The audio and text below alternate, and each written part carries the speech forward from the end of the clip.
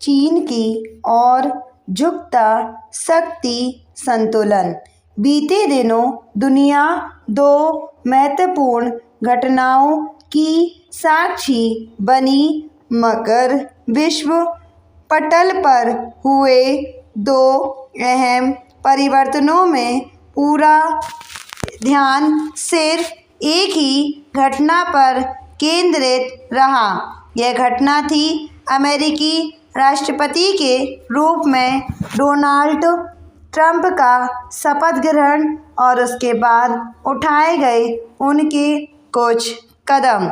इसी दौरान विश्व आर्थिक मंच पर चीनी राष्ट्रपति शी जिनपिंग ने भाषण को तवज्जो नहीं दी गई, जबकि यह घटना भी कम महत्व की नहीं थी। चीन के शीर्ष नेता जिनपिंग ने अपने भाषण में खुलकर भूमंडलीकरण और मुक्त व्यापार का समर्थन किया।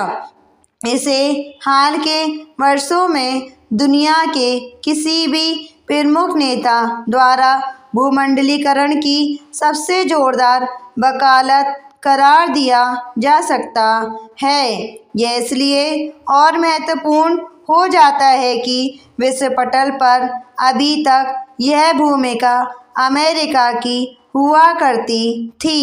यह वैश्विक स्तर पर बदलते हुए समीकरणों का नतीजा है। भले ही इस पर बहुत लोगों की नज़र नहीं गई हो, लेकिन क्रय शक्ति क्षमता यानी पीपी के आधार पर चीन आज विश्व की सबसे बड़ी अर्थव्यवस्था है। 1992 में सकल विश्व उत्पाद में अमेरिका का 20% हिस्सा था और चीन का 5%, मगर 25 वर्षों के भीतर आज सकल विश्व उत्पाद में चीन का करीब 18% हिस्सा है और अमेरिका का 16%। आर्थिक संतुलन बदलने से जल्द ही सामरिक संतुलन भी बदलने लगेगा।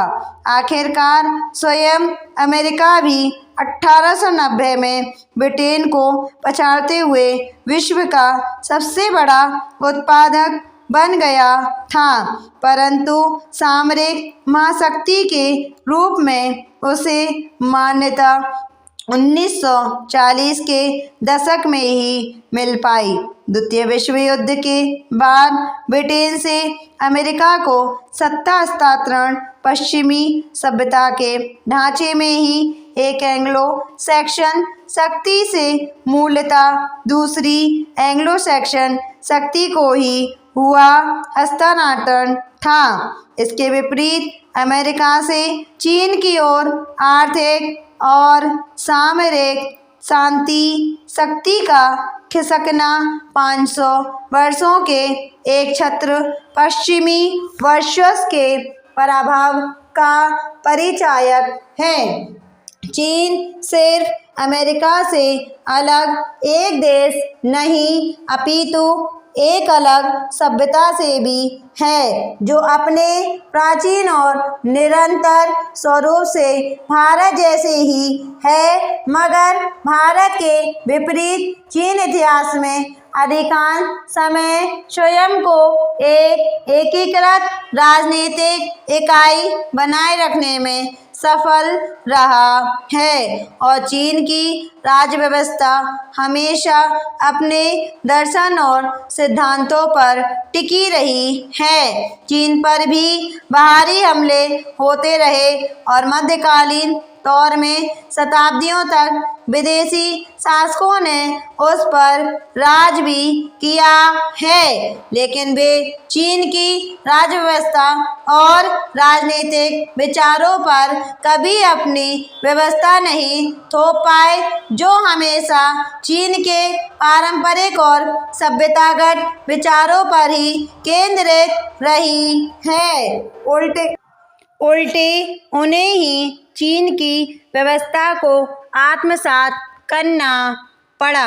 हेनरी किसिंजर इस तथ्य का जिक्र करते हुए कहते हैं कि दुनिया में चीन के अलावा कोई भी ऐसा देश नहीं है जहां नेता और सेना के जनरल आधुनिक युद्धों की योजना बनाते समय प्राचीन युद्धों और घटनाओं का सहजता से जिक्र करते हों। हजारों सालों की यह अटूट सामरिक और राजनीतिक परंपरा चीन को पश्चिम का सबसे बड़ा प्रबल प्रतिद्वंदी बनाती है, जबकि वी.एस. नायपॉल के शब्दों में भारत का एक आह सभ्यता है जिसकी विश्व गुरु जैसी आत्मश्लाघा और महाशक्ति बनने की बड़ी बड़ी बातों को कोई भी गंभीरता से नहीं लेता।